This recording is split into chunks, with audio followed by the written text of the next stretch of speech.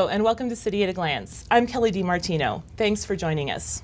As you know, City at a Glance is a program for us to talk about some of the issues facing the City of Fort Collins and some of our programs and services.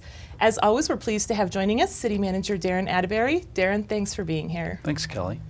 Today, our topic is going to focus on economic health and development review, and so we're pleased to have two guests with us. First of all, Josh Burks, our economic advisor. Josh, welcome. Thanks, Kelly. And Steve Dush, who is the Director of Community Development and Neighborhood Services. Steve, thanks for being here. Thanks, Kelly. Happy to be here. Great. So, Darren, this is an area that is of great importance to the community and one we hear quite a bit about in terms of economic health, what the city's doing, and certainly how the city's development review process fits into that. So could you give us just a little bit of background on those services and what the city's doing in that area? Yeah, I'm happy to do that, and thanks for the topic. I think it's very important and it's very relevant. So I want to start by saying what a privilege it is to have the two of you on our team, and you guys have just been great additions to the City of Fort Collins. And Steve, you've been through transformational change in your department, and I think it's benefited all parties. The quality of the review is better. The time frame in which you do it, and I know you're under very limited resources. You keep asking to do more and more with less and less. We've gotten a lot of feedback over the last decade plus about these things. We need to do better and more in the area of protecting our economic health and maybe even growing it and having it be more vibrant. I think the city's responded to that, so we're constantly looking to improve our systems. We're looking to relate better, to collaborate with other partners, and the stuff we're talking about today didn't happen accidentally. It happened by design. So I'm excited to hear what you guys have to say today. Let's just talk a little bit, first of all, about kind of what, for people who aren't real familiar with it, what does development review even mean? Talk a little bit about what it is and, you know, Josh, maybe from your perspective, how it integrates with the economic health and economic development projects. So can you start off with an overview for us? Yeah, absolutely. The development review process is one whereby an individual or a group comes in with a project that's proposed. A development project could be commercial, it could be residential, or a combination thereof. And we start with what's called a conceptual review process. And if you go online to fcgov.com and you pull up the Development Review Center, you'll see a flow chart that takes you through step by step what the process is like. So we start off with an application that comes in. It could be a sophisticated application that they have a lot of information, or somebody with just an idea, and we go to what's called a conceptual review process. That conceptual review process is attended by a number of city entities. It includes planning, it includes the engineering, streets, water, utilities, wastewater, electric, Poudre Fire Authority, and the purpose of that is to get all of these folks together that review a development application to ensure, as Darren was mentioning before, all of the policies that the city has are adhered to. So we balance this great community expectation that we have with producing a great built environment and provide that input on the front end. So they're able to take that information, create a project, and then work it through the system. And so we kind of go through that process. It can be an iterative process, and they submit an application, staff reviews it, provides comments back, and then they may go to the Planning and Zoning Board for a final hearing, and then it goes to the building side where they actually pull a permit and build it. So it starts off with a concept, it moves through an iterative process to make sure all of our criteria are being met, and we have a number of them, which again makes this community such a great place to live, and then it results in actually a building. And so that's kind of the building side of it ends up in kind of Josh's area in terms of economic development, because that's what's then on the ground built and then contributing to the economy. I think that's an excellent point, Steve. Where I really see the overlap between development review and economic health is that ultimately, any economic activity that would occur within a community like ours here in the City of Fort Collins, it ultimately ties to a physical place, whether that be employment or manufacturing or industrial work. It needs a building, it needs a physical space for that to occur. And that's really what Steve's group is doing, is making sure that that activity occurs in physical space that meets the great standards that we have here in the City of Fort Collins. And it's so important that we've made some of the improvements that we have in the last decade at making that process that Steve oversees more efficient, and getting better integration between our economic health goals and our community standards and desires to continue to strive to be a world-class community in terms of our outcomes and our standards. And ultimately, as I said, all economic activity takes place in buildings of some sort, and that's really where we get involved when developers need assistance in understanding the process as they begin and outset if they're new developers, or if they are doing something in an area that there are perhaps extraordinary costs or extraordinary obstacles to overcome in order for them to achieve their ultimate goal in terms of of a development. And so in that regard, that's where I think Steve and I's departments get together and work together in collaboration and cooperatively on a lot of projects. It's been great working with Steve. I want to echo what Darren said. I think he's brought some great expertise to the city, and definitely keeps things moving forward. Wanted to touch a little bit on what Darren had talked about earlier about a transformational change, because it does relate in terms of some of the processes that we had to modify, and it actually goes back to some of the input received here at the city in the creation of what was called the Zucker Report in, I believe it was about 2004, which talked about the efficiencies and some of the issues associated with development review applications.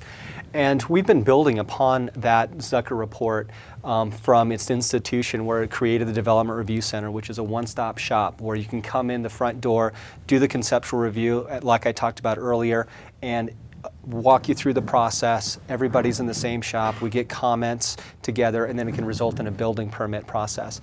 One of the more recent changes that we've had because of some of our resourcing issues is we've had to look at innovative ways to become more efficient, but at the same time ensuring that we provide all the comments to ensure that the development that takes place on the ground is done at a very high level, because that's what the community expects, that's what we expect as a staff, and that's what our codes require.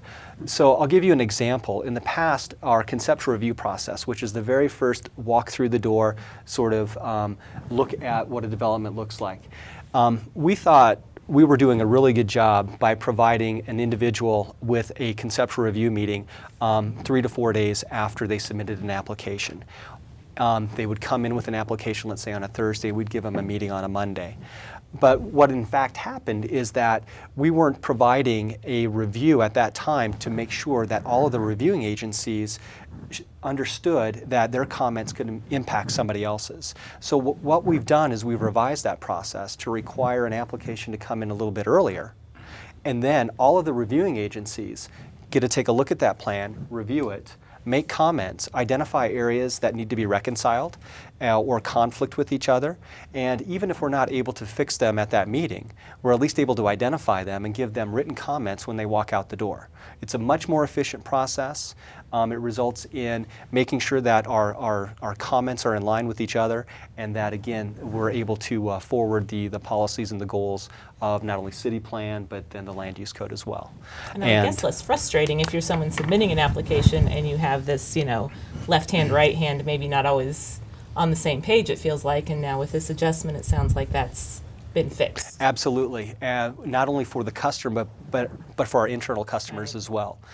So I think it's been a really good change. It's definitely had positive impacts in the economic health realm as well, because one of the challenges of achieving good quality development and high quality projects is removing uncertainty from the process and being able to ensure that we do it efficiently.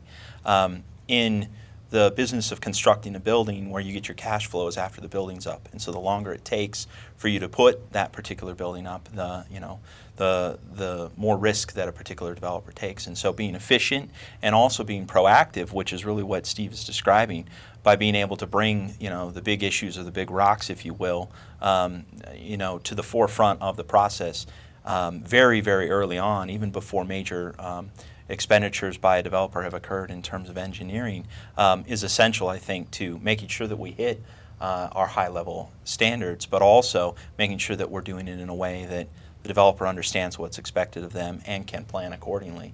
Ultimately, removing that uncertainty has a great benefit for achieving and allowing great development to move forward. So Steve, the People who are watching this show might be wondering how long it takes to go from the beginning of the very beginning, from development idea, to actual approval and then construction. And can you give some idea about that? Maybe a convenience store on the corner of a neighborhood or a small office building. What's that process look like? A lot of it really depends upon what the property is zoned and the process that it goes through. But one of the things that is really unique about the city of Fort Collins is the amount of public involvement that we take. And we require neighborhood meetings for nearly all of our applications, which is great because it provides the input from the neighbors to then be incorporated into the plans as a part of this overall planning process. And it typically takes anywhere from 4 to 6 months to get through the land use approvals, which is the approval before either an administrative hearing officer or a planning and zoning board. Then after that, they're free to submit their building permit applications, finalize their engineering documents, and then get a building permit and start construction. Some larger projects, most folks are familiar with the North College Marketplace up on North College. That project, ground is being moved, building permits have been issued, but that actually started the entitlement process about 2 years before it broke ground because it was a very complex project. So it really does vary, but a smaller project, anywhere from 4 to 6 months. So I want to talk a little bit about kind of what's going on in your worlds. And we've heard a lot in terms of the economy, about things slowing down. I'm just curious if there are projects in the works in Fort Collins or how things look. That's a great question, Kelly. I'm happy to answer that because when you don't see necessarily a lot of building occurring on the ground, which started on the decline in 08 and 09, especially with a lot of the residential development, there's still a lot of planning that happens on the front end. Because again, it does take, as we had talked about earlier in the show, a long time for a project to go from the planning stages actually to pull a permit and start construction. And what we're seeing in these times right now is a lot of planning activity to make sure that the development applications are maintaining their entitlements, their approvals, because if they're not acted on in a certain period of time, they can expire. And so also as a part of that, keeping their applications renewed or alive, they're also taking a look at modifying them to take place with the market, and I suspect that Josh will certainly add some context to that. So there's a lot of planning activity that is still occurring, and what's interesting about the planning activity is it goes in cycles. You'll be up really high in permit applications or development review activities, but building permits and construction may be low. But then at the same time, when the entitlements are a little bit lower, the building permits are up. And as actually right now, our building permit applications from last year are up about 30%. And the inspections are up, accordingly about 30%. So there's a lot of activity that's happening. You may not necessarily see it on the ground in bricks and mortar, but you see it on, at least we see it as staff with reviewing and processing applications. Great. So Josh, what are some of those things? Well, I think Steve makes a great point, and he talks about how planning activity is a predecessor to actual construction, which people can see, and it's the actual activity that's going on that we drive by. But what my office does and the Economic Health Office does is actually sort of comes before even Steve gets involved, which is working with companies who may be looking at relocating to the community or companies that are within our community but have new needs and they're looking at expanding. And actually in this year, we have seen a significant increase in activity, particularly in expansion. We've been working with several potential graduates from the Rocky Mountain Innovation Initiative, which is the business incubator that's active here regionally but located in the city of Fort Collins, as well as we've been working with several companies that have been fortunate to enjoy in the early parts of the recovery and are looking at expanding. And so they have needs for additional office space or larger buildings, and so they're working. Are you on allowed those to things. tell us what any of those companies are, or am I asking for top secret information? Well, definitely. I mean, several of those companies have already moved through the process now and are actually working on the bricks and mortar activity. Otterbox is a perfect example that broke ground in May here in downtown on their new corporate headquarters over on Meldrum. A major expansion of an existing building, but a redevelopment that I think will be a great asset for downtown. Several other companies that have actually relocated here from some of our neighboring communities like Rubicon, which just moved to a new building out on Mulberry and I-25, and another company called VMC that moved into a vacant space down on Harmony. So there's been a lot of activity there. One of the things we're seeing is companies looking at the existing space that's there, and that results in more tenant finish type activity at the Development Review Center, which is more in the building department side of things. But lots of companies that are looking at good expectations about the future of the economy and working now, 12, 18 months ahead of when they need the space to try to find, locate sites and opportunities to develop. Steve and I have been working on several of those projects. Kelly, I think it's an opportunity to reiterate what our economic development strategy is. First of all, it's retain, help keep existing businesses who are here, help keep them here. Second of all, help those businesses expand. Incubate startup companies out of some of those companies or out of the university, and then finally attract if a company is looking to relocate and they fit within our identified economic clusters. And that's, I think, when Josh and others really get involved and try and make sure it's a good fit with the community. But Absolutely. So that's a lot, it seems like, on the employment side, which is good. People are always interested in jobs. I just have to ask, on behalf of my neighbor and friends, how about the mall? Does the mall factor into this anywhere? Absolutely, and as many people may know, because of the work that we just recently completed, we did a redevelopment study. We called it the Midtown Redevelopment Study that looked at opportunities for redevelopment all along the Mason Corridor bus rapid transit corridor, as well as College Avenue, basically from Prospect to Harmony. That obviously encompasses the mall. The mall is a major anchor for that corridor in terms of thinking about it in a from the retail perspective. And we have had great conversations throughout that study with the mall owner, General Growth Properties, about how they're planning to emerge from bankruptcy and where the Foothills Mall fits into their plans. And right now, everything looks good. I think they're very pleased with the work that we did, and it has shown them the value of that site, continuing to be a retail site into the future. And we are moving into a second phase of that project that focuses specifically on moving forward the redevelopment of the mall, and have had great progress there.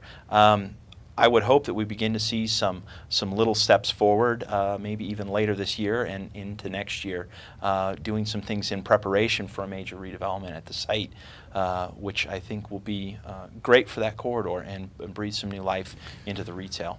Which is, I'm sorry, Josh. I was just going to say, which is at the core of our community and a great asset. Lot of folks ask about the mall, and that's obviously on everyone's minds.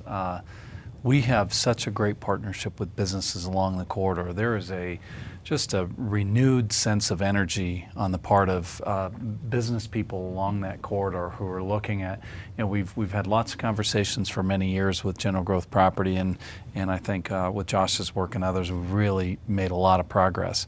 But the partnership and the collaboration along the corridor, basically from Prospect to Harmony, is it? Mm-hmm. Has been phenomenal. I've had meetings. Josh and I have been in meetings with the business association that's forming that area, and boy, I'll tell you what, I'm excited about the movement with the conversations with the mall, and I will tell you, I'm equally excited with the level of interest and collaboration and ownership on the part of those property owners and businesses along that corridor. I think Fort Collins, as I look out a few years, that corridor is just going to, I think, shows a lot of promise. Right. Very, very exciting. Probably a whole nother show at some point. Yeah, it's interesting, just in the last few minutes, you have all mentioned these different parts of town. You talked about a project in North College, we've got Mulberry, you mentioned a Harmony area in Old Town, Midtown. I mean, there are things going on in so many different areas of the community, and I think it's interesting to step back and kind of look at that collectively. It helps people understand how much really is happening. I want to talk just briefly about North College. You mentioned the marketplace. Talk a little bit about all of the activity that's happening on that part of our community as well. I'll take a stab at that one, Kelly. Right now, there's about $100 million worth of public and private activity going on and investment in that corridor. And it ranges from activities like the Building on Basics, college improvements, to the improvement at the College and Willix intersection that's being done in conjunction with the North College Marketplace. Obviously, the private developments like North College Marketplace, which will include a major new King Soopers for that part of the community, Union Place, which will have 20,000 square feet of commercial and 89 residential units, to other things like Kaufman and Robinson, which is a company that has been with us in our community for many years, but is now building a brand new building that they themselves will own in order to encompass their expanding activities. Great. Darren, you've mentioned some partnerships earlier, and I think this is an area of town where those partnerships have definitely come into play as Right. well. Could you just share again some examples with our viewers of how those partnerships, and maybe from your chairs as well, some of the partnerships that you see happening? That have happened recently, or oh boy, I mean, I always start with our partnership with the university. Tony Frank and his administration and various colleges and research arms have been, I mean, they are just what brings an incredible amount of energy to this community and innovative thinking. And so, again, we've done shows on partnerships with Colorado State. I look at some things over the last few years, like North Front Range Village. I'm sorry, not Front Range Village on Harmony and Ziegler, and the amount of investment that went into that. That was about 5 or 6 years worth of work to get to that point, and it changed midstream because of some regional market dynamics. Even though we haven't seen physical improvements yet with General Growth Properties, that has been a relationship that we've had for a long time. It's been frustrating and it's been hopeful, and now I think we're realistic and hoping to see some improvements in that area. I think the relationship with General Growth Properties is rock solid. I had a conversation with their regional director within the last couple of weeks that further encourages me. I think, a lot of the projects have been mentioned earlier. There's, the North College Marketplace, there's custom blending, there's companies we all know about like AMD and Intel and Hewlett Packard, and so, what I think has changed in local government in the last probably 10 years is, those collaborations, those partnerships weren't as critical. I mean, it was just the market was booming. There was lots of capital to go around, and people were just building stuff. And now I think there's a lot more choice, and money is very, very difficult to get for investors. And I think they're being very protective about those decisions. And I think what feedback that I've been given is that these relationships and these improvements and sort of focus on continuing improving our systems is what makes Fort Collins will keep us vibrant. Now, I want to say again 2 very quick things. Number one, I think a deeply held commitment to quality. Some communities do everything we've talked about, and Steve's talked about making their development review process so efficient. They're not focused on the ultimate product. They're focused on getting it in and getting it out and collecting the fees. That's not Fort Collins. We think that those two can coexist. The other thing we haven't talked about, and maybe we can talk about a little bit later in the show, is the importance of quality of life as it relates to economic development. Mm-hmm.